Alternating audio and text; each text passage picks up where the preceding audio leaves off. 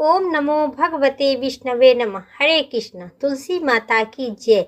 आज अघन मास जिसे मार्गशीर्ष मास के कृष्ण पक्ष के उत्पन्ना एकादशी उपरांत द्वादशी तिथि की पारण के शुभ मुहूर्त जानिए विस्तार से, साथ ही तुलसी माता की कथा और आरती। आज उत्पन्ना एकादशी का व्रत का पारण जो 16 नवंबर 2025 दिन रविवार को करना शुभ होगा। एकादशी तिथि का पारण हमेशा द्वादशी तिथि के ही दिन किया जाता है और द्वादशी तिथि जो 16 नवंबर को है।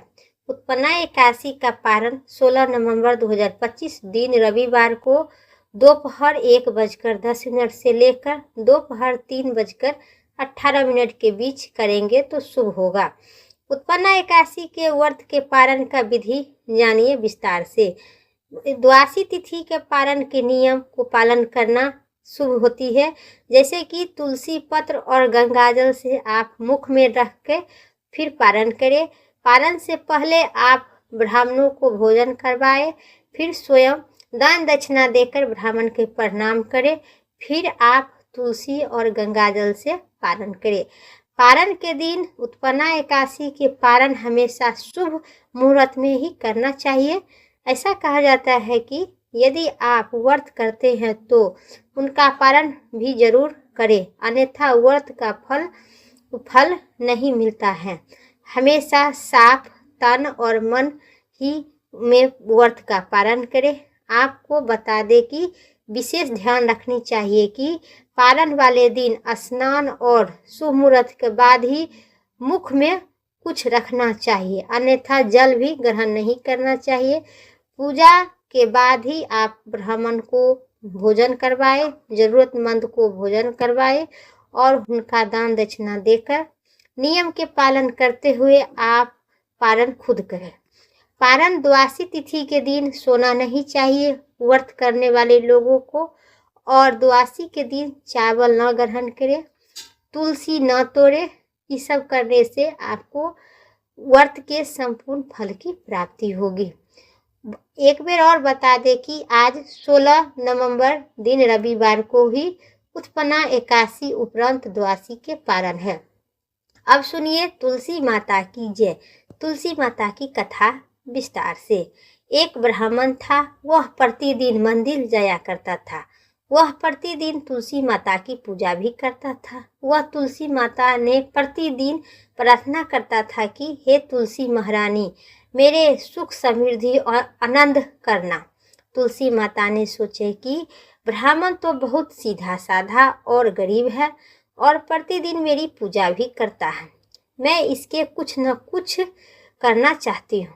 तो तुलसी महारानी ने एक कन्या का रूप बनकर बैठे गए और उस ब्राह्मण से बोले कि ब्राह्मण, मैं भी आपके घर रहना चाहती हूँ। ब्राह्मण ने सोचा कि 6 बेटियां तो मेरे पहले से ही है और 7वां लड़की का मैं कैसे पालन पोषण करूंगा, लड़की की शादी कैसे करवाऊंगा, मेरे पास तो कुछ भी ऐसा नहीं है। वह विचार कर और सोचने लगा, बहुत परेशान रहने लगा। उनके तो खाना पीना भी बहुत ही दुखी था और उनकी बहुत दुख था। उनकी औरत ने देख रहा था कि क्या बात है, आजकल ब्राह्मण बहुत दुखी रहने लगे। तो इस पर ब्राह्मण बोला कि मैं मंदिर जाती हूँ, वहाँ पर एक छोटी सी सुंदर ही कन्या बैठी रहती है और वह कहती है कि आपके घर मैं जाऊंगी और रहूंगी। उनकी पत्नी बोली कि अरे इससे परेशान हैं क्यों, क्या बात है, आने दीजिए तो क्या हो गया। ब्राह्मण बोला कि पहले से तो 6 लड़कियां हैं, उनकी आने से 7वां होगा, शादी विवाह कैसे करवाऊंगी।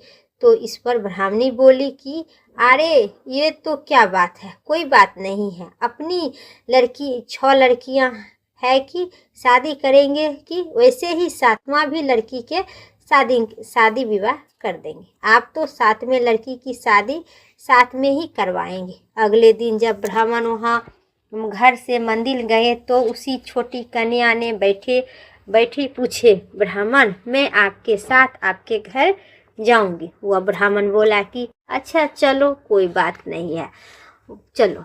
उनके घर बेटा बेटा चला आया।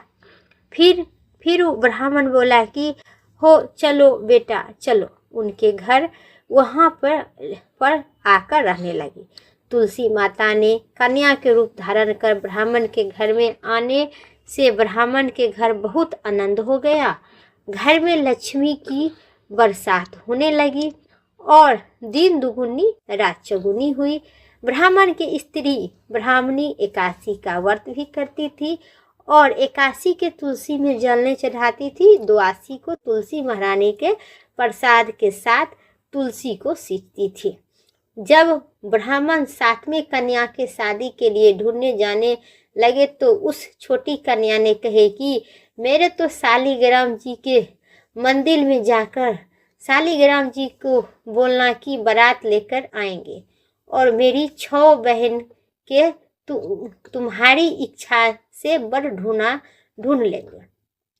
तुलसी माता महारानी ने मेहरबानी से उनके तो सब जेवर कपड़ा खाना पीना तैयार हो गया और अच्छी तरह से ब्राह्मण की बेटी के धूमधाम से शादी हो गई। उस ब्राह्मण के तुलसी माता ने अटूट मनोकामना और विश्वास से ब्राह्मण के 6 बेटी के शादी सुखी संपन्न हो गया। बोलिए तुलसी माता की जय। जैसे उस ब्राह्मण को बेटियां और उनके घर पर किए, उसी प्रकार जो कथा कहते हैं एवं सुनते हैं, हुंकार भरते हैं, उनको सभी मनोवांछित फल की प्राप्ति देना। अब सुनिए तुलसी माता की एक अन्य पौराणिक कथा विस्तार से। एक कन्या थी, जब वह थोड़ी बड़ी हुई और उनके समझ आने लगी तब तुलसी माता जी को पूजा करने लगी। उनके दिन प्रतिदिन नियम था कि तुलसी माता जी को पूजा करने के बाद स्वयं खाना खाती थी। जब वह कन्या शादी के लायक हुई तब ही उनके माता पिता ने उनकी शादी करवा दी और कन्या को माता पिता ने दहेज में एक तुलसी का गमला दिए। ससुराल में वह आई तो दिन प्रतिदिन सवेरे उठती थी, स्नान इत्यादि से स्वच्छ होकर तुलसी माता के पूजा करने के बाद फिर बाद के काम करती थी और स्वयं खाना खाती थी। उनकी 2 जेठानियां थी, वे दोनों उनका मजाक उड़ाती थी। वह बड़ी नियम धारण वाली बन गई है। उसने दोनों को उससे बहुत ईर्ष्या होती थी, इसलिए वे दोनों तुलसी जी माता को गमला उठाकर छिपा दी। देवरानी जेठानी ने वह कन्या बड़ी ही मुश्किल से गमला ढूंढकर लाई और अच्छे से पूजा की और फिर खाना स्वयं को भोजन की। वह गमला ढूंढ ले आई। एक दिन तो उनकी जेठानी ने क्या कर दी, गमला उठाकर दूर फेंक दिए। कन्या ने ढूंढ कर वो गमला के वहाँ से ले आई। वह बहुत दुखी हुई और परेशान हो गई। उसी दिन से उन्होंने खाना भी नहीं खाई। उनका नियम था कि वह बहुत प्रसन्न हो गई और मेरी तुलसी माता को अब कोई नहीं चुरा सकता है। पूजा करने लगी और कही और न जाने कहाँ पड़ गए और कोई भी मेरी तुलसी माता को कोई फेंक नहीं सकता है। वह तो जल्दी से उठकर स्नान इत्यादि कर स्वच्छ होकर तुलसी माता की पूजा कर लेती थी। जब वह खाना खाने बैठी तो उनकी जेठानी मजाक करने लगी कि लो, देवरानी का नियम धर्म पूरा हो गया। उन्होंने पूछती है कि तुलसी जी का पूजा आप कर लिए?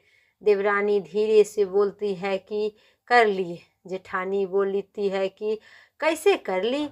पूजा का गमला तो मैं फेंक दिया हूँ। तो जेठानी बहुत कहने लगी कि देवरानी कहती है कि देख लो, मेरे कमरे में खाट पर तुलसी माता जी स्वयं विराजमान हो गए हैं।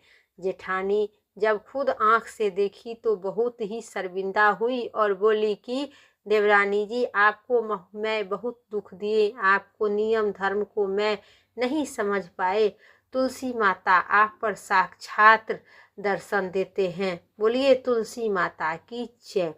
हे तुलसी माता, जिस प्रकार जेठानी ने देवरानी साथ किए उसी प्रकार किसी को नहीं करना चाहिए। और तुलसी माता स्वयं भगवान शालिग्राम विष्णु भगवान की स्वयं पत्नी है। जिस घर में तुलसी माता की मंदिर रहती उस घर में कभी यम देवता दूत राक्षस दुरात्मा कभी नहीं वास करते हैं। तो बोलिए तुलसी माता की जय। इस कथा को सुने एवं पढ़ने से सभी मनोकामना पूर्ण होती है। अब सुनिए तुलसी माता की आरती विस्तार से।